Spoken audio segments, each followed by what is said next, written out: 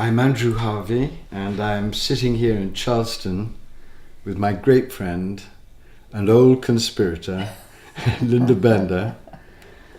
I'd like to tell you a little bit about Linda.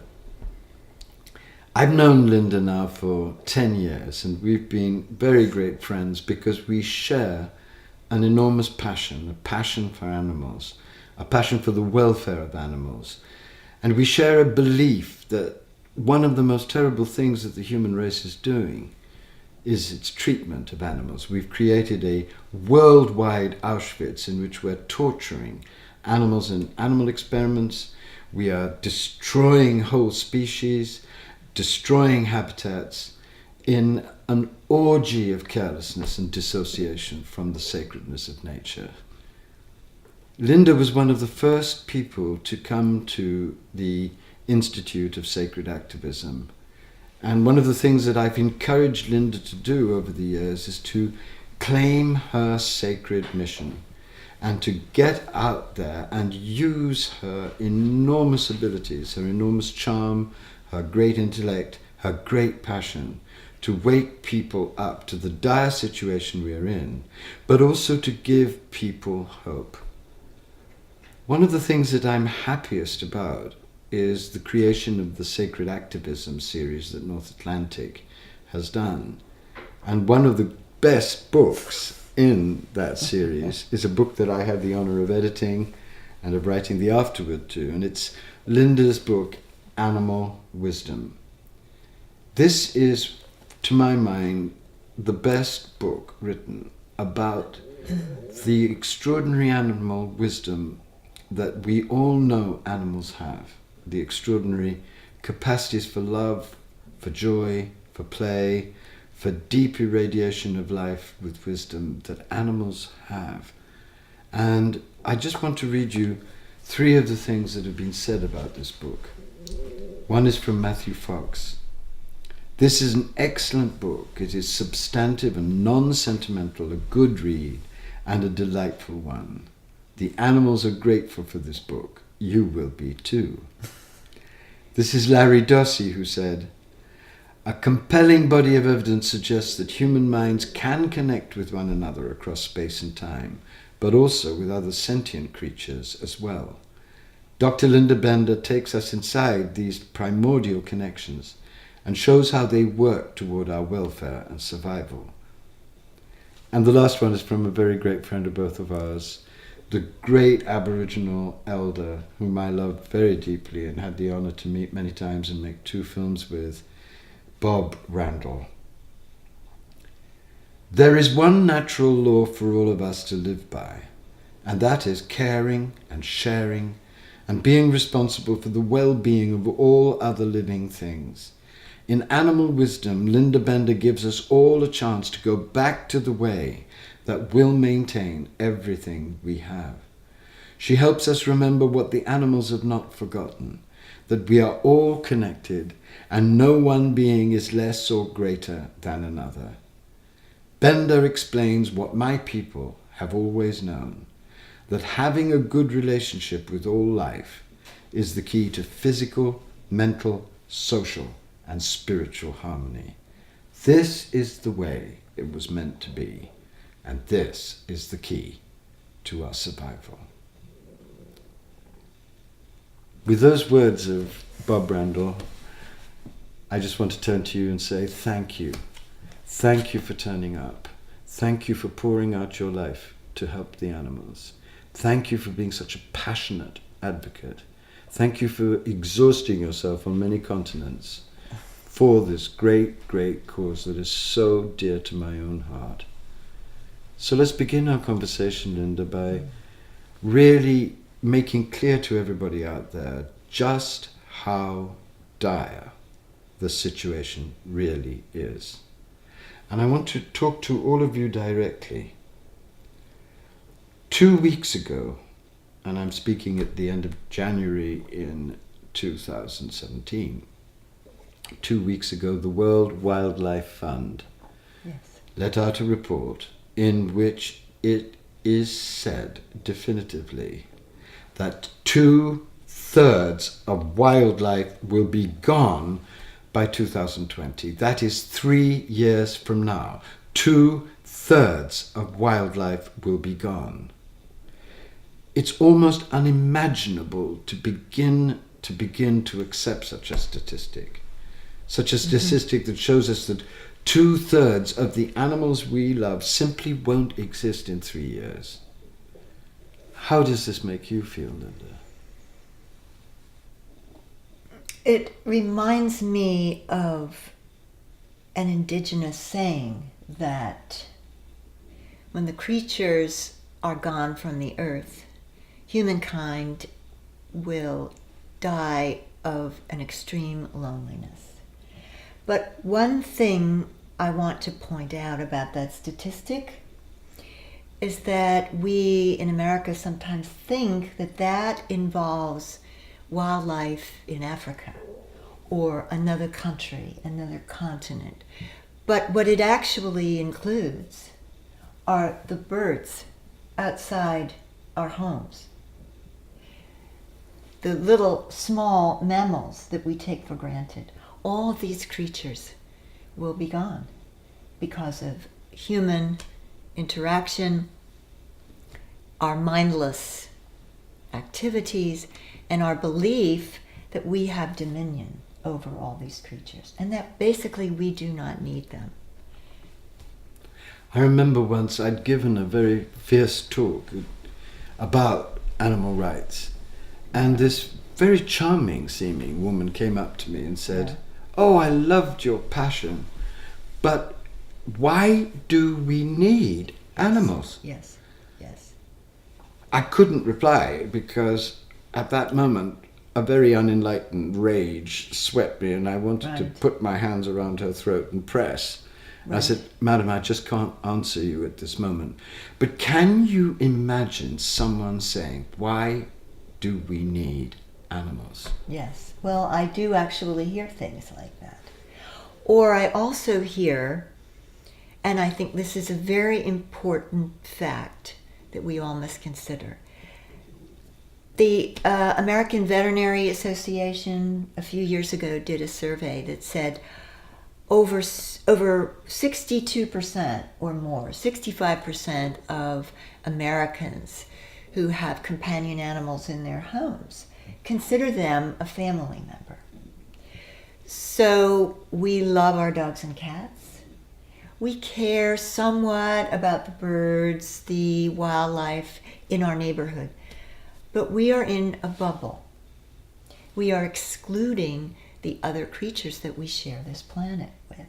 We need to wake up, expand our home, expand what we understand as our family. Let's use the word family, okay? So if we consider our dogs and our cats family, we need to now realize that our family is all of nature, all of the environment. And that frankly, we can no longer say, my home is safe, I'm taken care of, my animals are taken care of. That's another country, or that's another ecosystem. What is going on with the wildlife in Africa, what is going on around the world will find its way to your doorstep. And when they are no longer here, we will be gone as well. We are simply at the end of the line. Why? Because everything we require in our lives revolves Mother Nature. And if we destroy Mother Nature, we are destroying ourselves. One of the things that they tell us about serial killers is that very often they start by practicing cruelty on animals and then graduate to people. And I think that there's a horrible similarity between that and what we are doing to the animals. We are killing innumerable species, treating them abominably, and that seems to protect us, or in some ways guarantee our survival. That's how people think sometimes. Yes. In fact, it makes sure that we create such a dissociated state of loneliness, such a radical dissociation from nature, that we go on with our bottom line fundamentalism, our exploitation of nature, which will in the end kill us. So when people say to you, why, when there's so much human suffering, do you give your life to protecting animals? What do you say to them? I get this a lot, or I hear from people who are very passionate about abortion rights and the preservation of, human causes.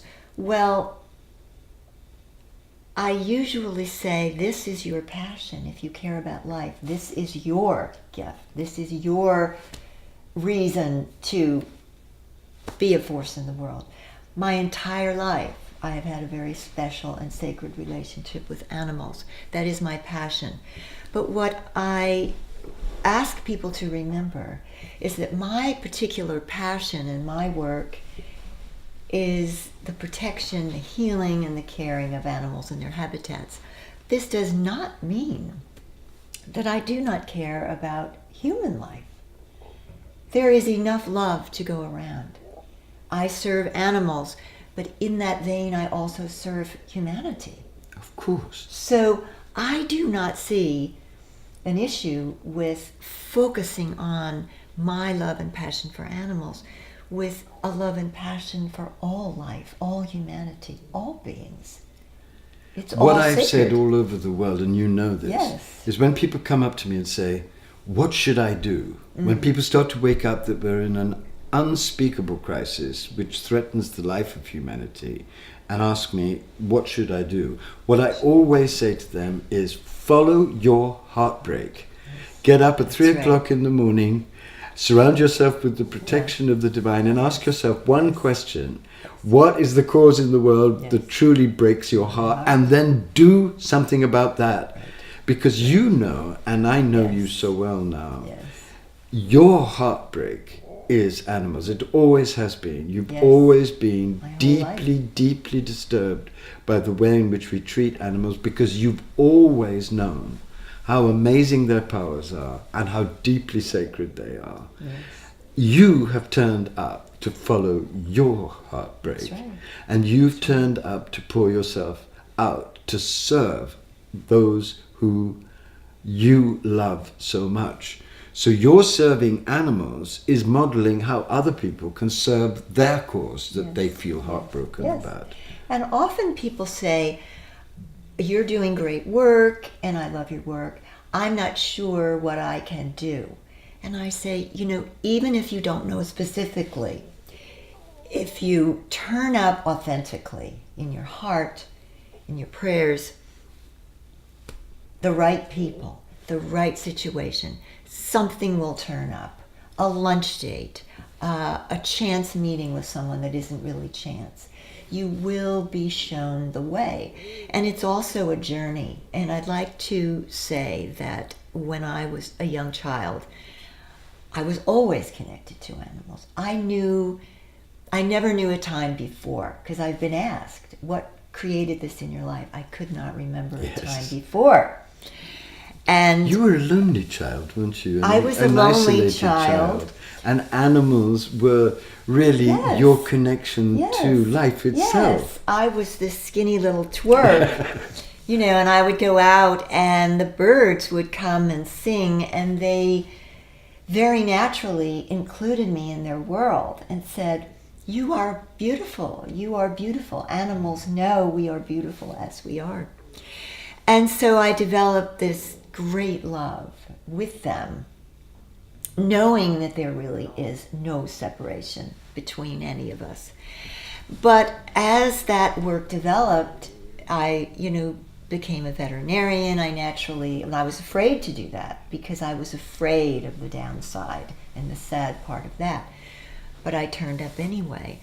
But I always believed that my work was only with the animals, that my relationship, my passion, my work was to only help the animals. And it was only as I was on this journey that I learned that it had to grow and it had to change and it's a circuitous route that it takes winds and bends. And I was very strongly moved by the buffalo in Africa when they said, Oh, tell this story. This Yes. is so. But let's go slowly, Yes. because there's things we need to unpack. Yes. First of all, your childhood introduced you to this visceral love of animals that you have.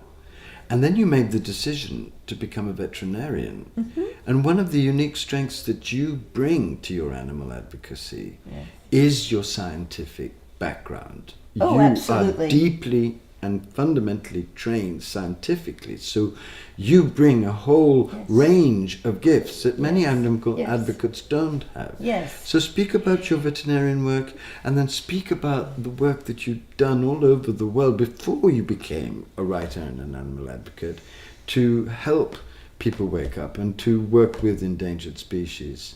And tell that story that really changed your life of the macaws and the... That's an extraordinary story. Well, and this is what I mean when it's a journey. It doesn't all happen at once. No. And so I was spiritually, if you want to call it that, connected in the cosmic consciousness. You know, these are just words. Right. And when I was a child, I had no words. There was no word meditation, higher consciousness, none of this. But you were naturally awake. It just was. And this is how animals are. We don't have to assign agendas. We Right. don't have to stand on They're our not head Hindus and or Buddhists or yoga Christians, they're positions. awake. Yes. It just is. Yes. And so I was invited into that. So that was my natural state. And so when I became scientifically trained, became a scientist, one thing I never struggled with is this argument between that sacred spiritual connection with all life and the scientific. To me, it blended very naturally, okay? Because we are in these bodies, you know? That's the science, the time, space, realm, the three-dimensional. We are here, but we are also connected to the oneness of all life. Call it whatever you want. Absolutely. Okay. And so, based in science, I continued on my work because my work was to physically help animals, to rescue them, to care for them, to protect their environments. And that has given me probably the greatest joy in my life. And I've rescued many animals, saved many, and lost many. And I was fortunate enough to be immersed in the wildlife community and spent many years, and still do, in Africa, helping animals who've been rescued from the wild animal trafficking trade. And so I have been on a journey that has opened me to my perspectives on conservation. And you were very tormented by what you discovered in the trafficking trade, weren't you? It was terrible. Many initiation. times, many times. And there was an underlying fear within me that at some point I would be confronted with the fact that my greatest passion and my greatest love was a weakness and would show up as a weakness. Why would you think it was a weakness? It was an underlying, because I was afraid of how broken I could become. I think that's what terrifies all sacred activists. Everyone is frightened that if they truly open to what's going on, they will be so shattered by it that they won't be able to continue. Exactly. But that, as you discovered, is a fiction. It's our brokenness that actually is our doorway into true strength. Yes, and I was confronted with that exact scene. On many levels, subtly, yes, I always faced that fear. Can I take this? Can I take this? And I did. But I tell the story in my book of a particular incident when I've always been so passionate and connected to birds. And the blue hyacinths, which are the largest parrot, beautiful, shy, radiant birds. the birds you want to see in a photo, but really not in person because they deserve to be in the wild in their habitats. And I was called one early morning to get to the clinic quickly. There was Where a was the shipment. clinic? This was in Southeast Asia, yes. And I was on call, and they said, quickly get there. There was a shipment of birds that were attempted smuggled, and they're coming to the clinic. It's all I knew. And so there I was, driving quickly, figuring out what supplies I had, etc., etc. Raced to the clinic, parked the car, jumped out, and it was an open-air clinic, more like a MASH unit than a modern hospital. Dashed in, and there was complete silence. And I thought, oh my God. And I looked. I didn't see the birds. And I looked through the other door, walked outside, and there the helpers had gathered, and there on the ground, lined up like soldiers, were these extraordinarily beautiful dead hyacinth macaws. I fell to the ground. And that was the moment that I'd feared in my life. Up to that Heartbreak point, axed you. I fell to my knees, and it took me a long time even to just physically get up. I said, I can't take this anymore.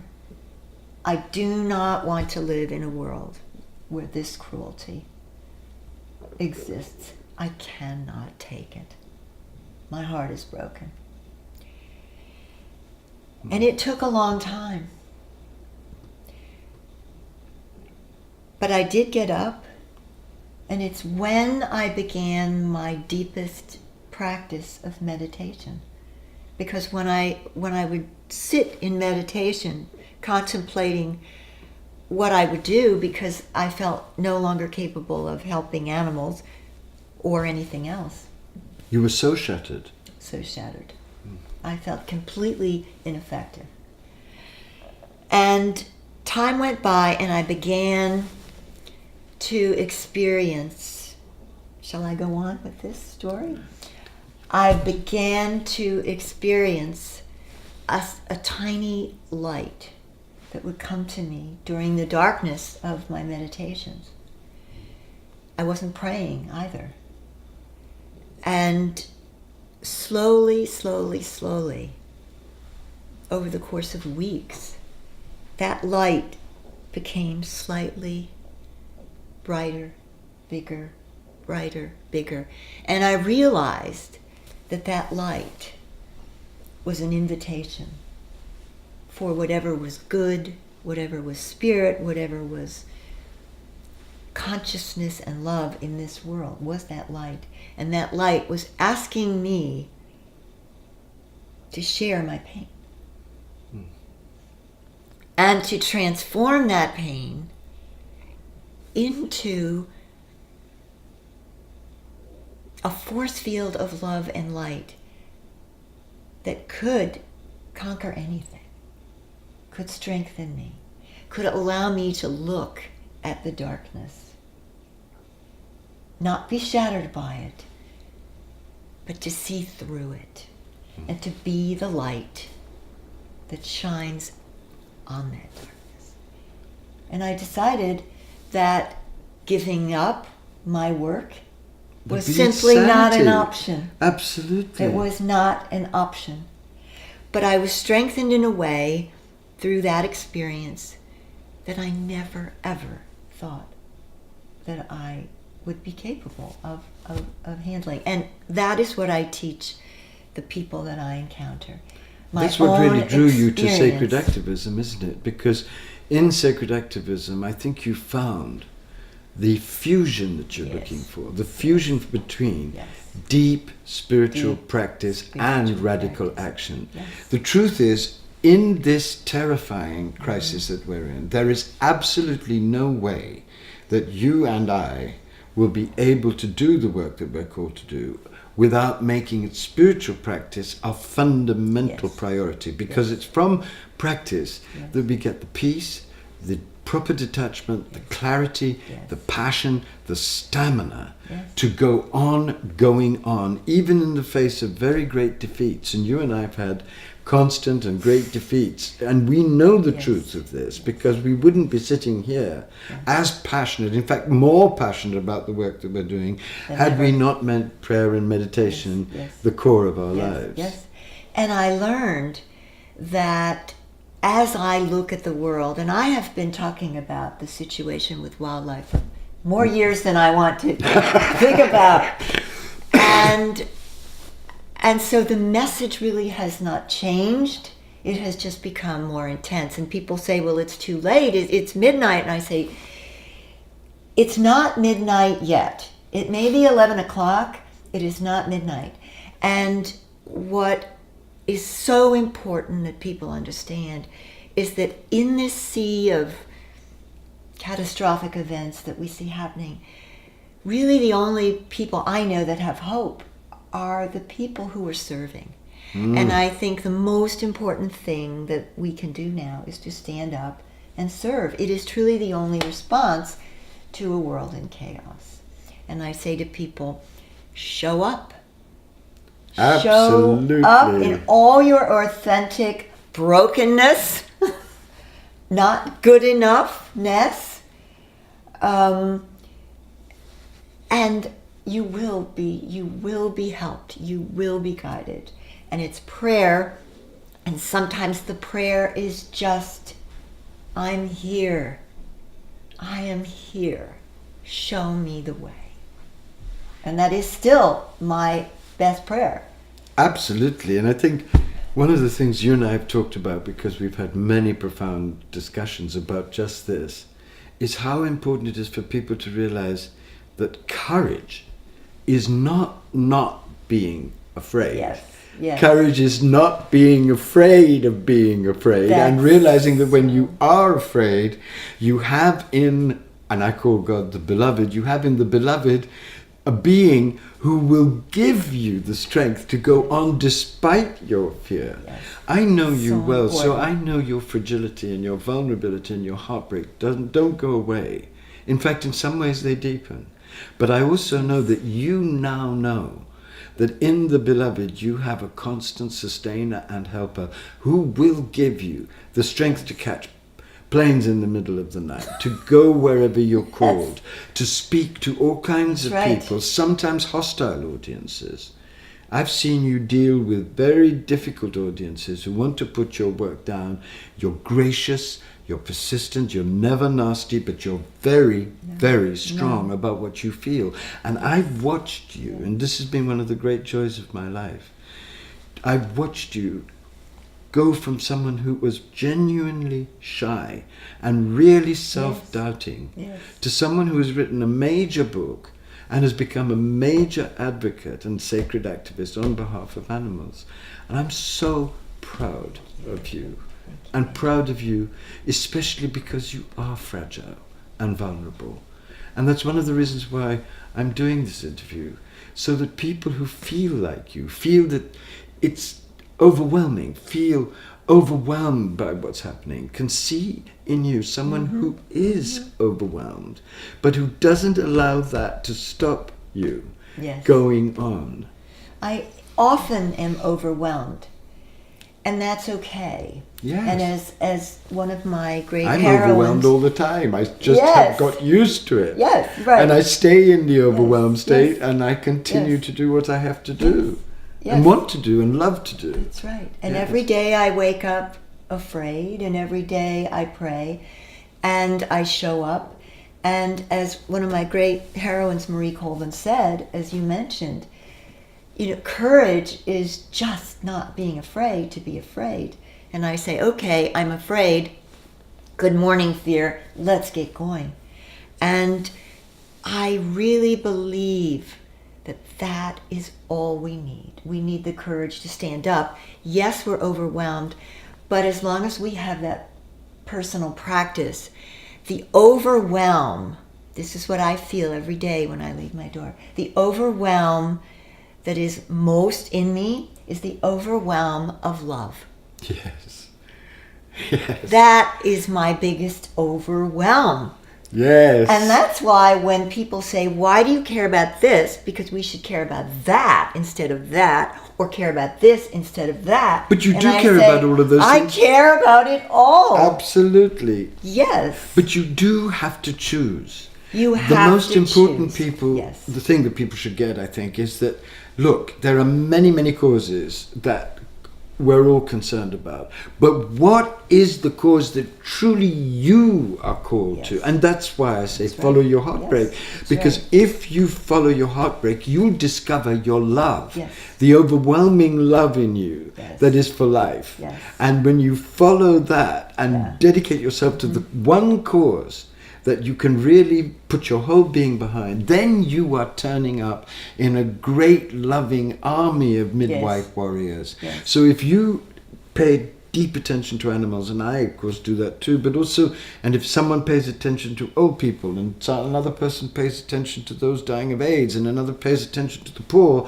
we are all working in the same work together, following our heartbreak, discovering our passion, and putting our overwhelmedness into action through overwhelming That's love. right. That's That's right. sacred activism. That's right. And this is what I see with the people I workshop and the Yes. lectures, is everyone has that special Absolutely. gift, that special talent.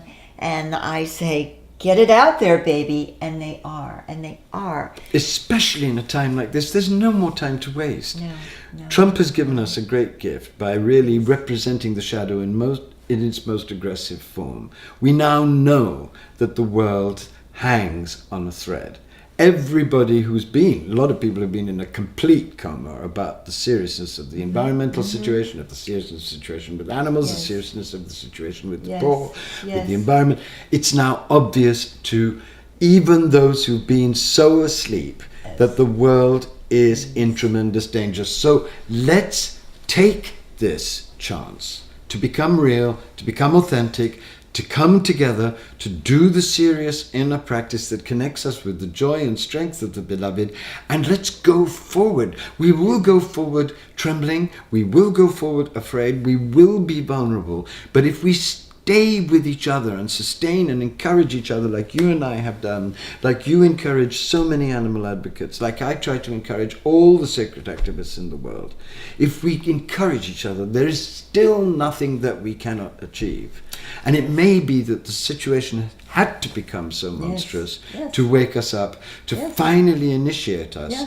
into what we can do when we are truly inflamed with love, grounded in practice, and choosing a cause to dedicate our energies to. Yes. It's not rocket science. No, no. But it's amazing how difficult it is Yes. for people to get to it. Yeah. It's been a constant source of Right. real Right. pain to me Right, because right. I've been doing this work now for 20 years, but actually I feel that now is the time where all the work that you and I and so many other people have been doing in the dark and so lonely for so long is really bearing fruition. It is. Because wherever I go, Yeah. I meet people who are famished for sacred activism, famished for a purpose and Right, practice.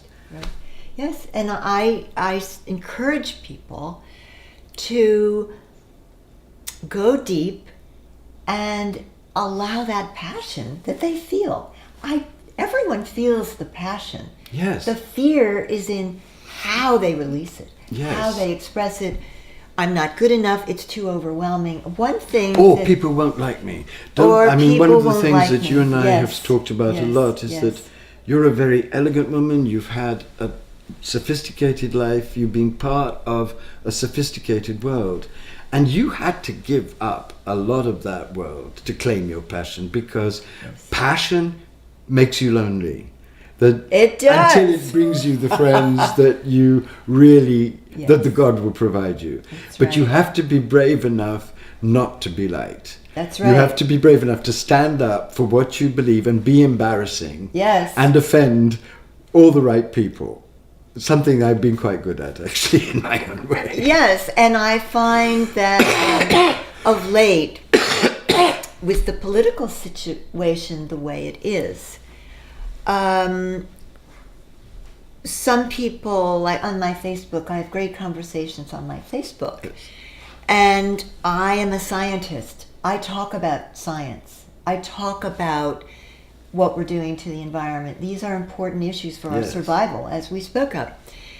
I get messages from people who say, I knew that you were this liberal, or you were this, or you were that. I thought this was great, all your wonderful photos and love of animals.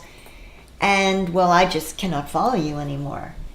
And I cannot answer everyone, good or not so good. But there was one woman who I did write back, and I said, you know, I have been caring for animals in the environment since I was born. I came into this world doing it. And I find it odd that people now give this labels. Yeah. That it is in some way a political party or a liberal or a conservative thing. Actually, it's one such of the rubbish, great, isn't it? I mean, because do you care about life or not? Do you care about the continuation of life or not? Or do not. you care that there will be no world if we do not pay attention, deep attention, urgent attention right now? Do you want your children to live and breathe? Do you want them to inherit an earth that is beautiful? Yes. And it has nothing to do with politics. The one conversation, I believe, the most important conversation we should be having now, today, in this world, is about our relationship with Mother Nature and the earth. Because without it, we are gone. It didn't come up in the political dialogues. That is my take on it. That's so shocking. So whether you're Republican, Democrat, call me whatever you want to call me. I am showing up for life. For life. Right. And give me whatever name you will. But that is the message, that now is the time to take this very seriously. And that if the elephants in Africa are wiped out from the wild, the giraffes, now the lions, all of the above, it will, as I said earlier, find our way to every doorstep in this country when we've wiped everything out. The collapse of the environment will kill us. This is a question of survival. If we don't love life and put that love into protection of the environment, we are ensuring our own demise. It is as simple as that. Whether you're a Republican or a Democrat or a communist or a lesbian acrobat, that is the bottom line for the whole planet. Yes, it's true. But let's take a step back now, and I want to ask you about this book, because this is a book I love and have read several times in different versions. Yes. What would you say is the central message of this book, Animal Wisdom, Learning from the Spiritual Lives of Animals? Very provocative title, and I loved Joe putting that in the title, because, as you know, I am very crazy about my cats. I'm a catomane, and one of the things that I've discovered is the spiritual depth of the cats that I've been privileged to spend a large part of my life with. They've been my mystical teachers, my teachers in meditation. They've taught me the depths of unconditional love, and with them I feel at my deepest and most loving. So they bring out in me what I would call the animal divine, and help me connect in ways that I wasn't connected to my body, to the beauty of nature, to the holiness of what's possible in relationships with nature. Perfect. And I love that you said that animals help connect you back into your body. Yes. Because that is one of the things that we have lost. You know, humans are the only species that has chosen to secede from nature. And what I learned from the birds, all the wildlife when I was a tiny little girl, is that I am not separate from them. I am not separate from the trees, the birds, the sun, the moon, the stars, the grass. Absolutely. And everything is alive. We are all in a sacred chord. We are connected. Everything is created out of divine consciousness. So we, in our humanness, in our contemporary culture, have decided that we're separate. and our religions have said we have dominion over the rest of the world, that we, for some strange, inexplicable reason, are awake and conscious, the rest of the world is not. I mean, when I was a young girl, people used to routinely come up to me and say, why do you care about those dumb animals? They don't think, they have no feelings. I mean, we've come a long way, well, actually. Descartes said that animals are machines. Yes. And scientists still deny soul and emotion and to animals, right, which right. gives them justification to Right. do these horrific experiments Right. on them. And you and I know, and everybody who loves animals knows, that this is absolute Yes. nonsense. Yes. Not only are animals conscious, they're often far more conscious, far right. more sensitive That's right. than we are. That's right. And we have a great deal to learn Yeah. from them. Yeah. And one of the tragedies of the religions has been that it is they privileged human consciousness as being the only enlightened consciousness. What about the whales that can communicate Yes. across impossible Yes. distances? What about the powers of telepathy of dolphins? Yes. What about the extraordinary intelligence and sensitivity of octopi? There's a book Yes. just been written about octopuses which Yes. show that they are unbelievably prescient. Yes.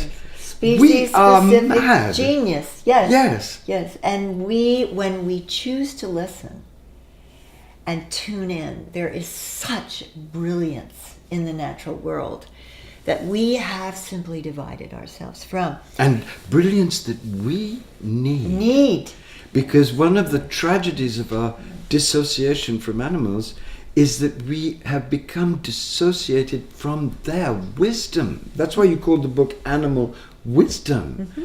One of the things the shamanic cultures know, and this is why you and I both believe that the indigenous cultures are the foundation for our survival. Yes. Without their knowledge, we're simply Yes. not going to get through. Yes. One of the things they know is that without learning from the wisdom, the strength, the passion, the deep sacred intelligence of animals, human beings are lost in the world. Yes, and we are. We are walking around almost as if we're in a coma.